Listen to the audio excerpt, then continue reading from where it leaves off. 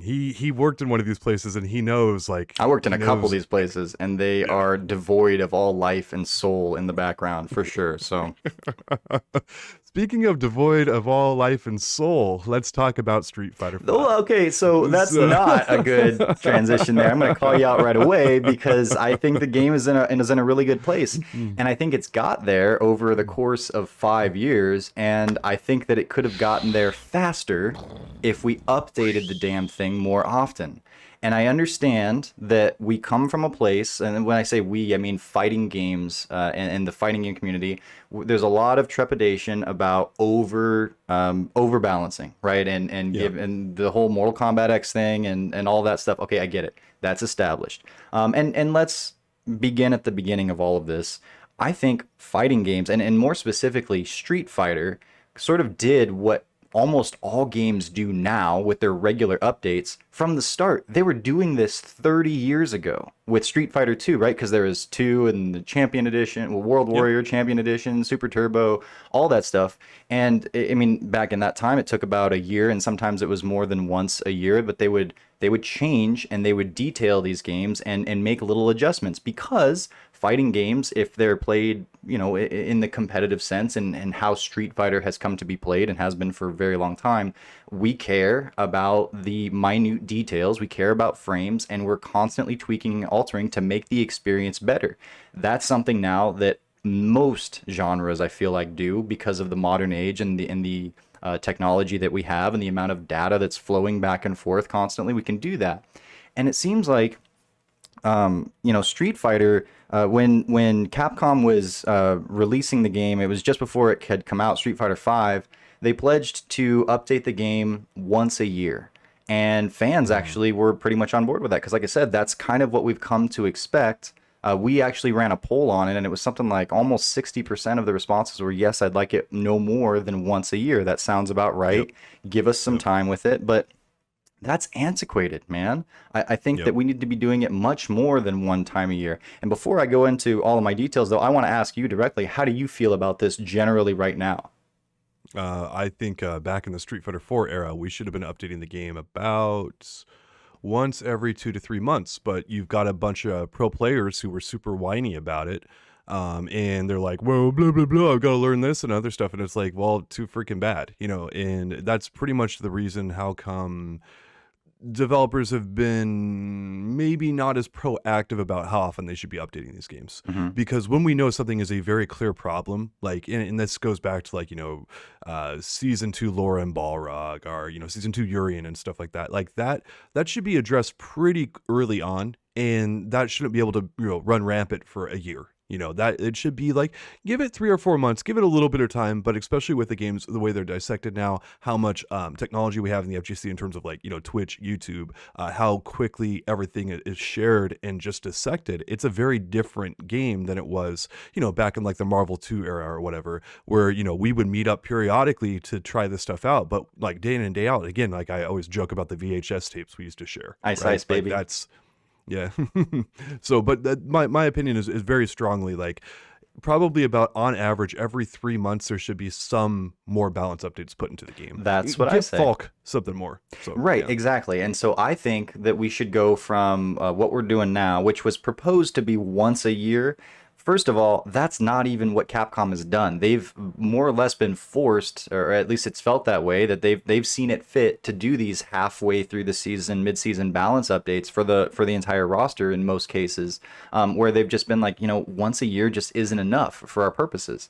And you look around and you see other games, other genres. I talk about Heroes of the Storm, that's a MOBA, right? But you got like MOBAs, you've got things like Overwatch, Counter-Strike. There's plenty out there. So I went around looking and got a couple of examples of how often these other games tend to get updates. And for Heroes of the Storm, you can bet on an update just about once every month or so. And Mm. with Counter-Strike, there's an update almost every week, sometimes 2 weeks, sometimes in like 5 days away from each other. Now, it's not the entire game that's being changed. It's not the entire roster. Some of it is just bug fixes, which Capcom does do with Street Fighter V. You see those kind of patch notes roll out usually about once a month or so, and it'll be like little things tweaked around here or there, but not gameplay wise and not, mechanics wise and things along those lines, just little background bug problems. I think that these other games and such are doing it very, very frequently. And yes, there are potholes that you can step in if you're doing it that often. But going from a year, even every 6 months, to once every 3 months, I think would be huge for fighting games, because now you're still giving some time so that people can figure stuff out and they're not falling into the mommy patch it instead of figuring out how to actually beat the thing that appears to be overpowered at first. And I think that's good. I think you do need to give some time to say, all right, it feels crazy at first, it feels overpowered, but let's pick at it for a while. Maybe it's not what it seems. That kind of a thing has happened plenty of times. There's plenty of instances of that happening over the course of fighting games and Street Fighter. But I don't know. I just it's the kind of thing where, like you said, with social media, with CFN, they got so much information, so much data flowing back and forth, that they can be taking that and being so much more effective and efficient with how they tweak their games. They know right down to which characters are winning, which characters are being picked, like which V skills are being used and which V triggers are being used more often. They probably know how many times Honda is pressing Fierce Punch. Like, they probably have that level of data.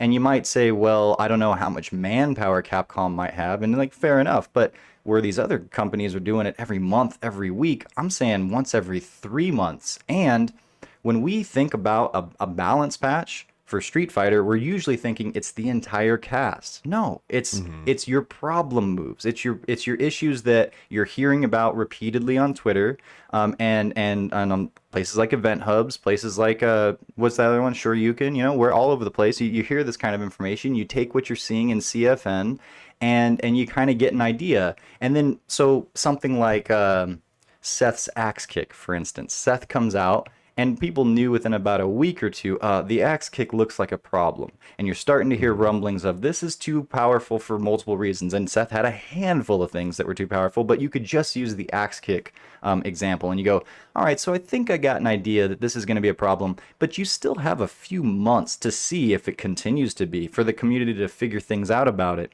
And if it still is a problem after 3 months, maybe it's time to tweak it. And maybe just by a few frames, that's just fine. Maybe reduce the hurt box, or the hitbox rather, just a little bit, and then release it back into the wild and see what happens. But instead, in the case of Seth and Seth's axe kick, we knew it was a problem in week one, maybe week two, and we had to wait 12 months before that was actually attended to. Not only that, but when you do it on this broad spectrum of like everybody gets changes, and it's within like a new mechanic coming in and global changes to like now throws are this many frames or whatever it is, then it's not only balancing the individual things that you're tweaking around. Everything bounces off of everything else. And so, Hmm. sure, you're going to change a few things about Nash to try to get him to where he needs to be, but the whole game is also shifting simultaneously. How can you predict how the changes that you're going to give to Nash are going to resonate with the virtually the entire rest of the cast, plus the new mechanic, if you bring a new mechanic in on a yearly basis? And I would say that in terms of mass global changes like that, maybe that could be limited to once a year or so, not every time. And again, it's just like a few characters I'm talking about here at a time. But it really needs to be more along these lines. And then, so it's like if you're trying to fine tune this game and you're doing it once a year, once every 6 months, the kind of dial that you're trying to twist, it's like it's instead of twisting a dial, you're like spinning the whole thing in the general direction you want things to go, and like, well, we'll see where it ends up. And then wherever it ends up, it's like, well, that worked out a little bit, and it really didn't work out here. But regardless, we're not touching it again for at least 6 months, probably a year. It's like that feels so antiquated to me. It needs to not be the policy anymore. And Yeah. with this approach, if players know that something pops up like a ridiculous move that just seems to be overpowered for whatever reason, then they know it's like, okay, well, we can do something about this. We can complain about it, or we can voice our opinions that it needs to be changed in a respectful manner, and that it likely will be, so that what they're playing in is not so demoralizing. And it's like, well, they just have it, and then maybe Capcom will attend to it at the end of the year when they do their balance patch, but maybe they won't. And I got to look at, like, with this policy, we had Ryu to begin with was way too strong, right? In season one. And then so they way turned this knob in the other direction and they murdered him. and he was a joke of a character who also happened to be the franchise poster boy. How long and how many sessions of tweaks and balance patches did it take to get Ryu to a place that he needed to be for him to feel like a respectable poster boy for the game and for the franchise? It was like 5 years, right? Like Mhm. 4 or 5 years. How Before, long yeah, but yeah. did Alex need to be attended to, and how many balance patches did he need to go to? How many times did Lariat need to get Alex still buffed? needs to be attended to, man. Alex Right. is he's a problem And but he's better in than every he way. has been, and he's Yeah. not the meme that he's been for so long. And then like with Nash more recently, and so like all of these problems, how many times did we need to attend to Rashid before he got to a relatively good spot? And instead of that, you could say, okay, Rashid's a problem. Let's tweak one thing or two things about him, put that back out into the widely otherwise unchanged atmosphere, and see how that resonates and see how it bounces off. It's like you have the ability to be so much more precise with your balance, which is so important for these games. And everybody else has adopted this and then taken it to the next level. Like I said, Street Fighter was kind of the first ones to be doing this kind of thing. But now everybody else is doing it on a much more frequent basis, and I would argue seeing much better results. And for Street Fighter specifically, to not be jumping on this particular train, I think is an error. Yeah. And I think that under the new management, since some previous staff members have left, I think we're seeing more updates now. The most recent patch is doing more of this, where they buff the heck out of Nash, and it's great to see. And now Nash is actually something of a character, where before he was pretty much worthless. Now he's like actually interesting, and you know, you're seeing some good stuff from him. And it's really important in fighting games, I think, that there's not just this incredibly clear separation of tiers Hmm. where there's a viable tier and then there's like just some characters like you just never touch because they're worthless, right? And I think that with Gil, now even like he was previously in that tier for a lot of people. I think now that you're seeing some kind of results and other stuff with him, they give him a significant buff to his meter gain. And now you're seeing more Gil players come out. I know Nemo's playing him more often now. There's, you know, this is the kind of stuff we're talking about. And it's not like, you know, Gil got the world set on fire in terms of like what his changes were. It's like, no, we give him a bit more meter gain. And all of a sudden, all the people who are putting time into Gil, they're like, well, let me put some more time into him. Hmm. And that makes your game so much better when you have true diversity in it. And, you know, I get Rashid and Makuma and all that stuff being villains and all that, but we're also talking about when people go online and like they're going to decide between, you know, playing Hearthstone or playing Street Fighter 5. It's like, well, Street Fighter 5 just got some new balance updates for my main character. Hmm. Let me go try that out. You know, let me go see if this can, you know, reignite some of my passions for the game, leads into DLC sales and all that kind of stuff. And I do think Capcom is wrapping their head around this approach now. I don't know exactly what the holdup was before. It could have been a lot of things, but I do know that it seems like they're gravitating more towards this approach now. Hmm. So Yeah, I really like that. I also think like Street Fighter V in general took about 5 years to get to a place where most of us were ultimately happy with it. And I think that that could have been achieved in maybe 2 years, maybe 3 years, if this other approach were taken up. And that's not to, it should have been a good game to begin with, whatever, all that stuff. But that's not what I'm getting at here. I'm just saying that the changes and the improvements could be more precise and more directed and more frequent if we do it this well. Obviously more frequent, but it's just so much better of a policy given the setting that we're in now, given how things work, and given the examples of other games around us that we see. It's like I not only do I want to see if my character is better, but maybe if I go online now and I know that Cammy's dive kick was nerfed in a certain way, and I can implement this new strategy of V-shifting and punishing it, that's something else for me to grab onto and try to beat the former top tiers.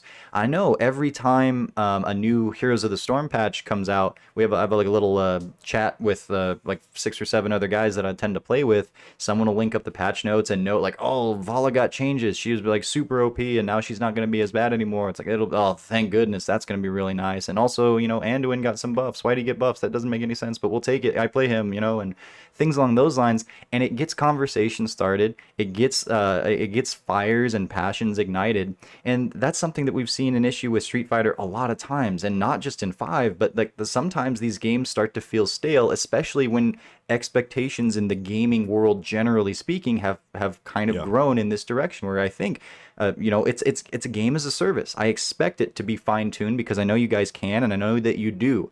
And again, to ask Street Fighter to do it once every 3 months is still not that much, especially compared to most of the others around right now. I think we could have much better games. I think, oh, no one's playing Fong. Okay, tweak him up a little bit. Give him something that's more fun. Get him closer to where you want him to be. Make him more appealing in some way. Oh, you overcorrected and he's way too good now. All right, fair enough. Well, we'll correct back a little bit. And we're not so committed that like we don't have to be so afraid of changes, because if you do too much, hey, in 3 months, and maybe if you need a super balance patch, like an immediate emergency balance patch, you could do that too.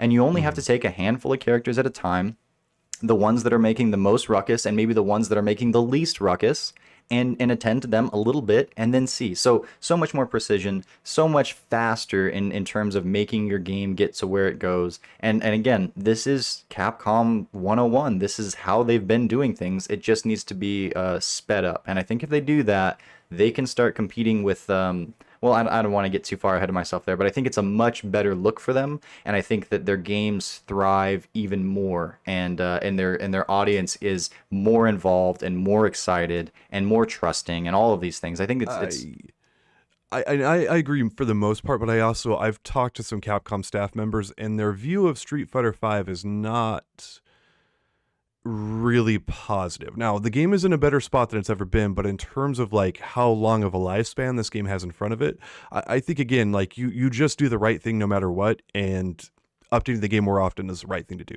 right? But it's also like I know that a lot of resources are going into Street Fighter 6, and it's hard for Capcom to keep this game as updated maybe as they maybe want to. I don't want to make too many Well, excuses and I here. think that Yeah, these but kind go of ahead. balance things drop off as the team gets Yeah. fewer and they move on to different projects. That's completely understandable. I'm not necessarily even making this argument for Street Fighter V right now. I think, sure, but I don't know. They probably already have their plans and it might be a little bit too late for this. But I mean, as policy moving forward, when we get Street Fighter 6, if we get another Marvel, if future Capcom fighting titles, and I think fighting titles in general for the most part, especially from AAA big time developers like Capcom, regularly attend to them. People are going to be excited. They're going to make your games better. You're going to get through the problems that your games have much more rapidly, and it's just good on all sides. And make it happen, make it work. It's 2021. Update your games more often.